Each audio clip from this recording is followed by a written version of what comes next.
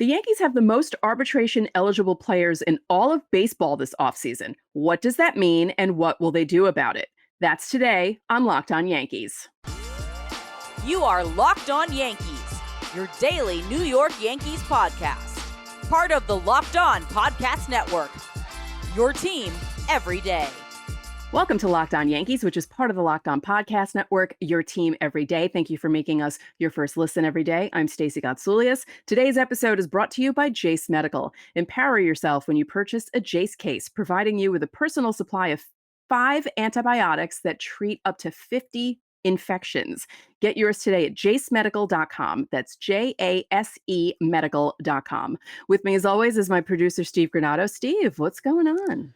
Hey, what's up, Stacey? Glad to be here with you today, and thank you guys so much for clicking on the show today. We have a whole bunch of contract talk to talk about here on today's episode. Of course, as a reminder, we are still 5 days a week, even in the off season, so you can always come here every day looking for an episode, as you guys know. We're also going to talk a little bit about the playoffs today. We're going to go through both pitchers and position players when it comes to arbitration. But first, Stacey, what is arbitration?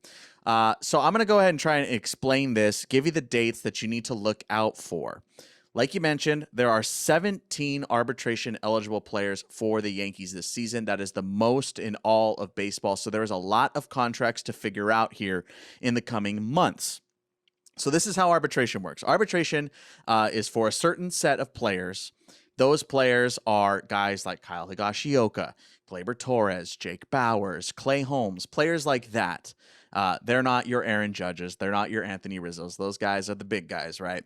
So arbitration is a process in which if a team and a player cannot come to terms from the get-go about what they're going to do about next season, so in this case 2024, if they can't settle on a number from the start, then they will go into what's called arbitration. And those are hearings in which the team and the player sit down with a third party and they both present their case on what they think they should pay and what should be paid. So Gleyber Torres, for instance, will come to the table and say, I want this amount of money. Then the Yankees come and say, we want to pay you this amount of money. And then a third party will come in and decide what is fair. That's essentially the process. I'm dumbing it down.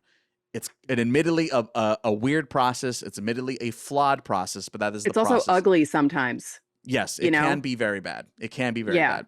But we're not going to get into that stuff here today. That's just the basic nuts and bolts. The teams can also do what's called non-tendering. So you can non-tender a player, which is fancy speak for whatever reason, we don't want you as a part of the organization next season. Thank you for your services. Congratulations, you are a free agent. Right. So it's essentially a release. Yeah. If you're looking for an easier word than non-tender, we'll say non-tender here during this episode, but know that it's essentially just being released. That's essentially how it works. Okay, the dates you need to know here for the arbitration process. This is a bunch of stuff has been linked in the episode description, by the way. If you want to read more about this, it goes way deeper into this stuff. We're just scratching the surface. If you want to learn more, there are multiple links in the episode description. Deadline to agree to a contract with the exact salary figures is January 12th, 2024. January 12th, 2024. If you do not get to an agreement by that time, then the hearings, the arbitration hearings, are going to be held from January 29th through February 16th. So all the way until pitchers and catchers. Okay? The non-tender deadline. So the teams have to make a decision on whether they're going to tender or non-tender a player, aka give them a contract offer or not, by November 17th. So the Yankees have a month here, essentially, from the time of this episode's release, to make a decision on these 17 players, whether they want to keep them or not. If they don't want to, they non-tender them and they become free agents. Make sense? That's as simple as possible. So let's go through them, Stacey. We want to go through every player the Yankees have in that is going to go through this process here this offseason. A lot of them are your role players. Again, they're not your Aaron Judges. They're not your Anthony Rizzos. They're not those guys, right? So let's go through them, Stacey. Let's start with position players, and I want to start on the catching front. I feel like these are some of the more interesting ones. So Jose Trevino is in arbitration year 2. So this will be the second time he goes through this process. Last season made almost $2.5 million. Obviously went through injuries this year. Yankees gonna tender a contract. Stacey, what do you think on Jose Trevino? Oh, Like, essentially the question here is Austin Wells / Ben Rortvedt going to supplant Jose Trevino? I think so.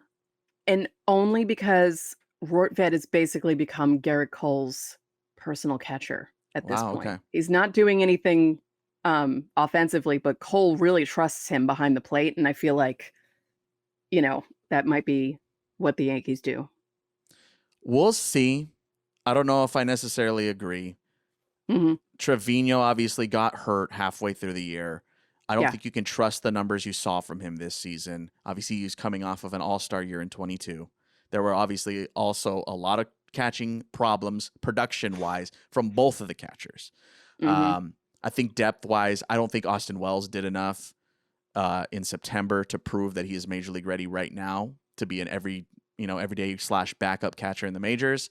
I think they offer a contract. I don't think they non-tender him. Kyle Higashioka, on the other hand, I guess on the same hand, he's quote unquote cheaper. He made $1.5 million essentially this past season. I feel like Higgy and that .413 slugging percentage is going to stick. I think Higgy has I think to so stick. too. I think so too. Because he, even when he doesn't play that often, he'll occasionally hit a ball out, hit a big double, pop one out, where Trevino doesn't have that same power. Yeah. And I feel like Higgy is more of a threat, I guess, more of a power threat. Not much yeah. more, but like I feel more comfortable when Higgy goes in. I'm like, oh, he could just pop one out to left field. I don't feel that way with Trevino. Yeah. I agree. I mean, it's 101 points higher this past season for Higgy on the slugging percentage, so it's not even Yeah. close. This Mhm. one's an easy one, Stacey. The Yeah. question is the money.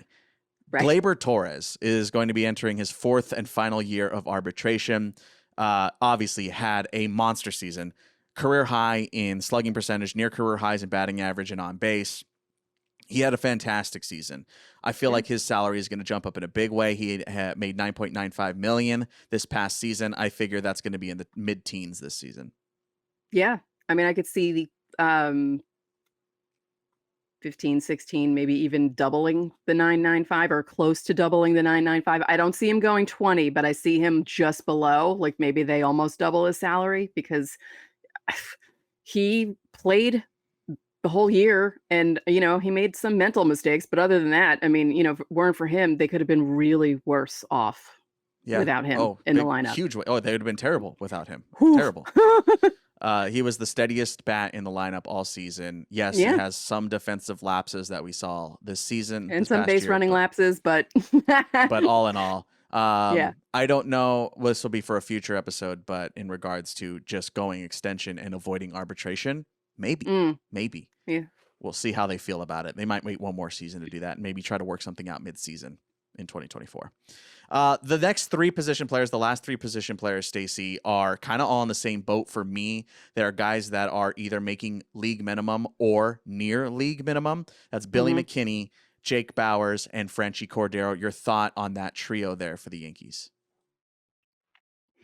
I mean, they had some good moments. All 3 of them had some big hits and big moments, but I guess it depends on what's happening in the outfield, right? But you don't know what's going to be happening, so I don't know what I don't think I don't think all 3 of them get non-tendered, but I don't see all 3 of them getting anything. Does that make sense? Like I feel I like maybe agree. one, they might pick I feel one. like Billy but McKinney might have the best chance here. yeah, out of those 3 I was looking at it, I think he might have the best chance. Yeah. I wouldn't be utterly shocked if Jake Bauers got something.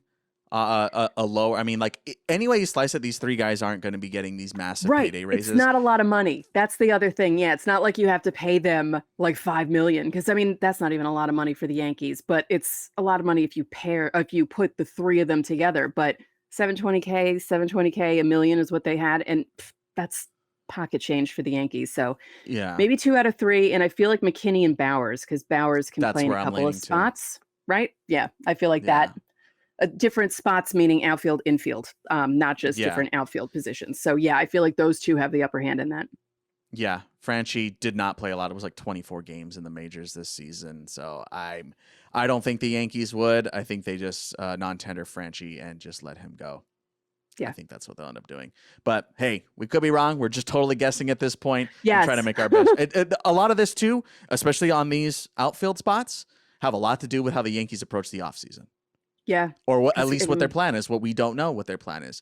Like these are quote unquote cheap guys that are going to fill spots. And if you're not trying to compete in 2024, then yeah, you go just offer it and say whatever and move on.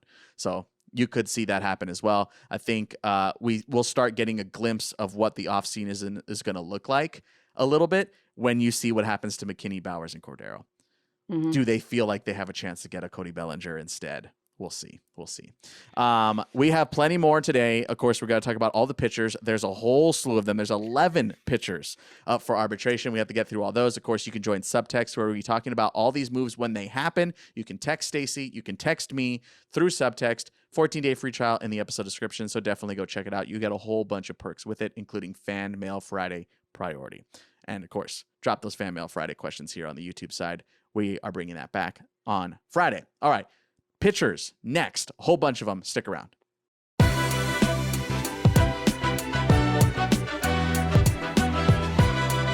Everyone should be empowered to care for themselves and their loved ones during the unexpected. That's why our new sponsor, Jace Medical, offers the Jace Case.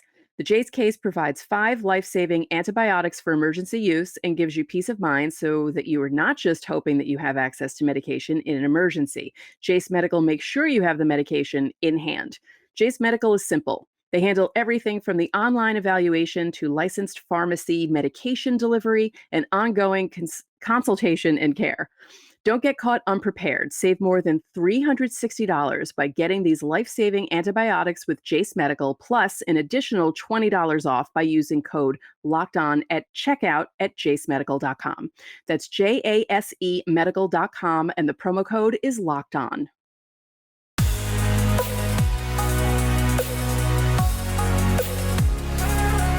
Back now on Locked On Yankees. Hey, everydayers out there. Coming up this week on Locked On Yankees, we're going to have an episode called The Pros and Cons of a Rebuild. So make sure to look out for that. Pretty self-explanatory. And of course, we will tailor it to the Yankees if it's a smart decision or not.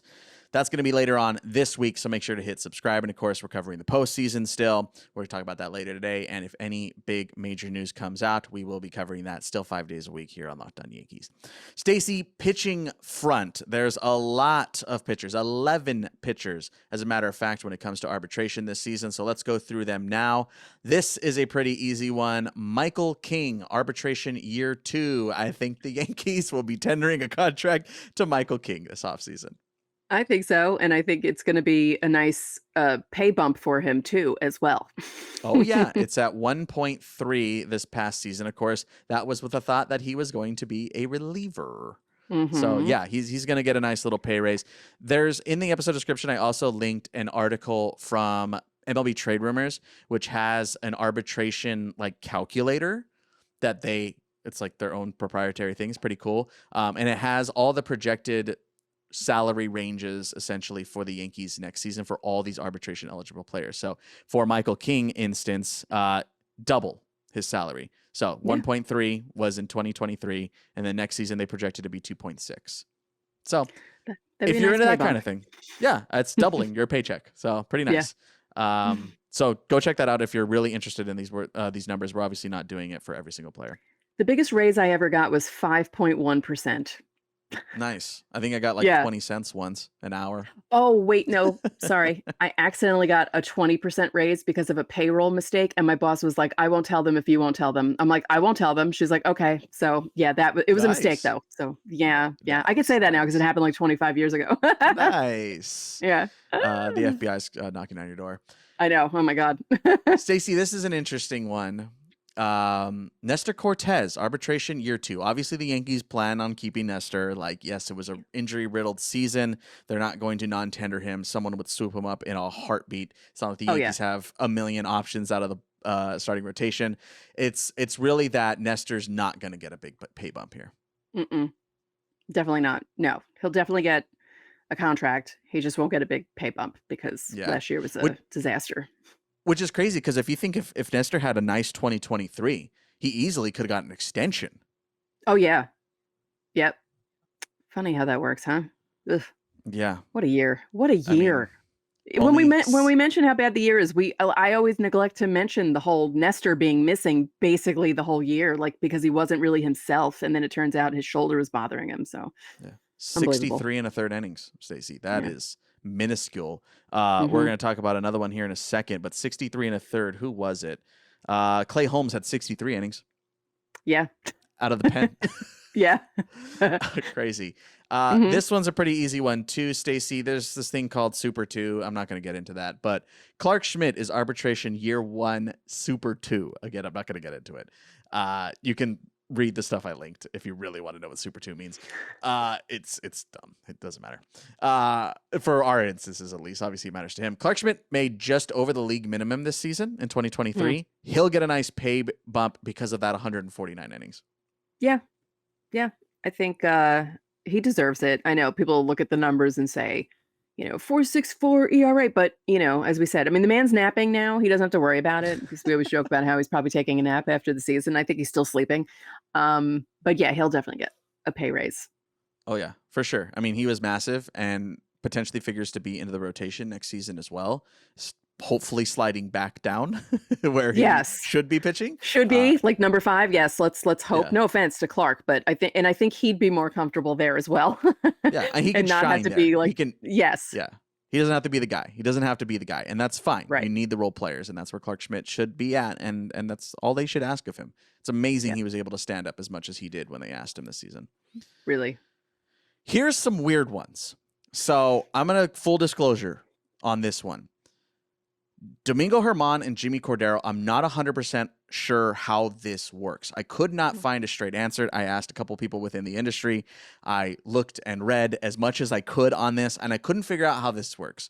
So Domingo Germán will be in arbitration year 3 and will be an unrestricted free agent at the end of 2024. But he's on the restricted list currently, and I don't know how this works. I don't know how the deadlines work when a player is on the restricted list, especially in the case of Domingo Germán, who is, as far as we know, currently in rehab. So we don't know how that works. I can't imagine the Yankees non-tender him. I don't think that's legal in the eyes of the union. So there's a lot going on there. The other side of that, the second part of that is Jimmy Cordero, who is in arbitration year 1, who obviously was suspended for domestic violence this season in 2023. I believe, don't quote me on this, but I believe he comes off of the restricted list once the World Series ends because his suspension was for the 2023 season, and the 2023 season will be over. So he, I believe, would be added back to the 40-man roster. That is, unless the Yankees non-tender him. I believe they could do that while he is taken off of the restricted list. I don't think you can do it while they're on. That's me guessing, but those are weird. I don't know how the Yankees feel about Jimmy Cordero just because of the past in this stuff. They obviously kept Domingo Germán around, so I don't know how the Yankees would feel in the Jimmy Cordero sense. But he made league minimum in 2023, at least for when he was playing. When you're on the restricted list, you don't make any money.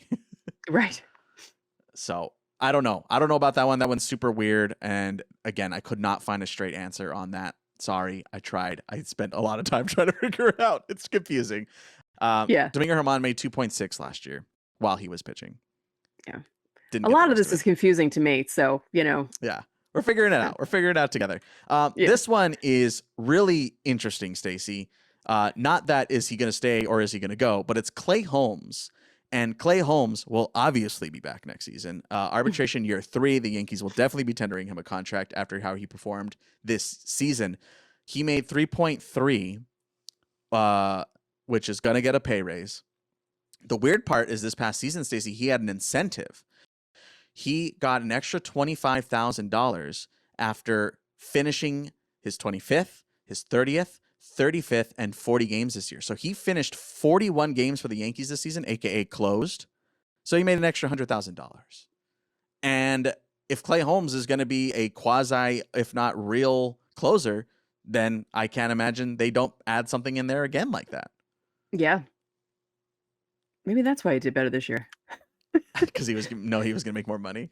He knew he was going to make more money. It's like, I got to make more money here. Because that's a nice little bonus there for someone who, I mean, he made 3.4 there because of that. So good for you. Yeah. He'll make a nice pay bump. He will make a very nice pay bump. He'll probably be the highest pay bump of the relievers, I'd imagine. I can't imagine anybody else would get a higher one than him. This is where we get into some interesting territory, Stacey. Lou Trivino, when he was on the mound this season, was good, but he only was on the mound for 21 2/3. And also the interesting part of this, Stacey, for a guy that they don't know, he made 4.1 in 2023 with all that injury and all those problems there. Did the Yankees non-tender him after arbitration year 4 because of the injuries? And because if Lou Trivino is not closing, you're paying that much, quote unquote, for a middle relief guy? I don't know. That's pretty high for a middle relief pitcher in Major League Baseball right now. True. That's true. Because, like, I'm just thinking of who's replacing Michael King in the bullpen, who's replacing Wandy Peralta kind of thing. Interesting. Interesting. So they may look at that, because if they lose Wandy in free, they'll probably lose him in free agency. Oh yeah, and the whole Michael King going to the rotation thing. So they could. Yeah, it would be somewhere around Trivino back. It would be somewhere around the same number, I'd imagine, because of the lack of playing time this season. Yeah. Jonathan Loaizaga, kind of in a similar vein, 17 2/3. He's making half of that, however, so I imagine they want to bring Loaizaga back. I would think so too, yeah. Again, because, essentially already you're losing 2 guys there, so you got to bring people back. Matt Bowman. He was with the Railroaders pretty much all year. He barely pitched with the Yankees. He made league minimum. This would be a quote-unquote cheap option if you wanted to continue with depth. So I don't think it's cut and dry that they just say buy, but they easily could cut ways with Matt Bowman. He didn't perform like incredibly this year, nearly a 4 ERA with the Railroaders. So it's not like you'd be losing an insane amount here. Yeah. Yeah, I could see them letting him go. Ryan Weber. Arbitration year 1, didn't play this season, made league minimum in 2023. I could totally see the Yankees moving on from Ryan Weber. I think so too. Poor Webby. I feel bad for him and his elbow, right? He had the experimental surgery, yeah. Yeah, because, it felt like every time the Yankees would bring him back, he did what he needed to do. Like, if they needed, 5 innings from a dude because a starter bombed out in the 2nd inning, and here comes Weber coming in, and it's like, how is he doing this? Yeah. And the last one, Stacey, our very last one, is Albert Abreu. Kind of interesting. Arbitration year 1. He's just over league minimum in 2023. I don't think he would break $1 million in 2024, but he didn't pitch incredibly this year. He's another one of those guys. I think he's one of those guys that does better when you bring him in when there's no one on base, right? I think he's one. Yeah. He's one of the relievers. Like, if they bring him with someone in, they're like, mop up duty. Why are you bringing him in? He's a mop up guy. At least he was in 2023. Yeah. He's cheaper. It's depth. I wouldn't be shocked if the Yankees brought him back. I wouldn't be shocked if they let go. Right. It's kind of like, he's one of those guys who can, it's like an either, he can come or he can go. It doesn't, I don't know. But I really feel like, I don't want to make a bold prediction, but I do kind of want to. I feel like they're going to bring Trivino back. I feel like they are. That'd be interesting. It would be very interesting. So I'm curious as well. But I mean, he's obviously good. It's how much do they want to pay for it? That's the more interesting part for me. Let us know how you're feeling about all these guys. Who do you think the Yankees non-tender? Because I got to imagine there's going to be a couple here. Not all 17 are coming back. There's no way. No. So let us know how you're feeling about that in the comments section. We're going to step aside one more time. We come back. The MLB playoffs have been wild. The Phillies and Braves series is crazy. The Dodgers are flatlining. Let's talk about it when we come back.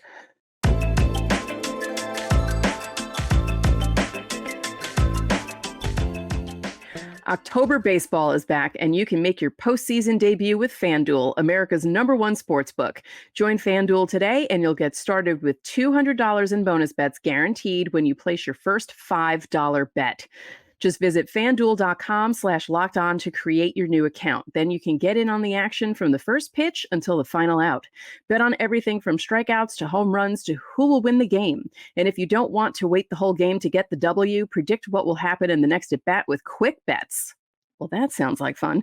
So head over to FanDuel.com/lockedon right now. Step up to the plate this postseason with $200 in bonus bets guaranteed. Make every moment more with FanDuel, official sports betting partner of Major League Baseball.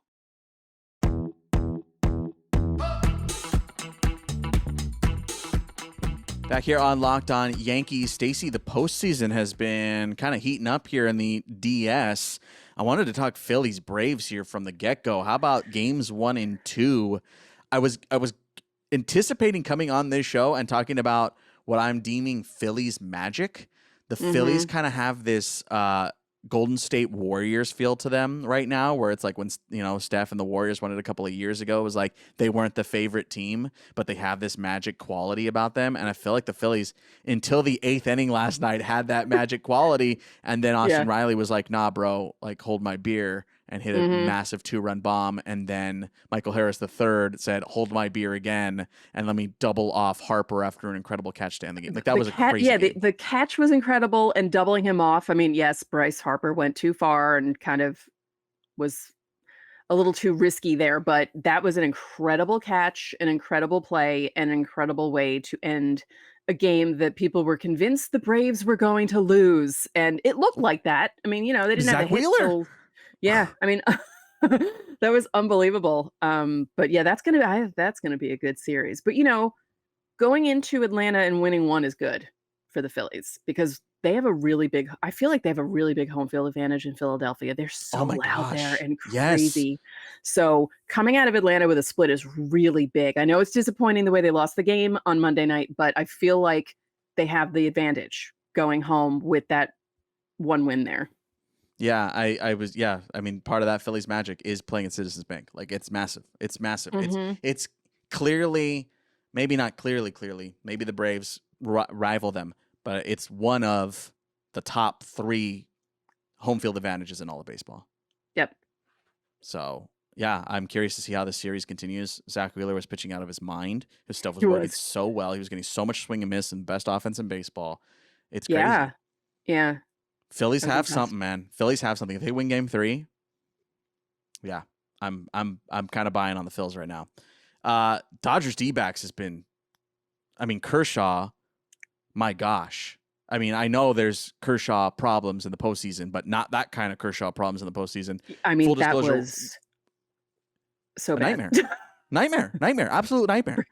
Yeah. We are recording this midway through the Dodgers D-backs Game 2, and it's currently 3-0 in the 3rd inning. So, I mean, the problems are already arising for the Dodgers that everyone knew they had, and they've had for years, and it's pitching depth. Yeah.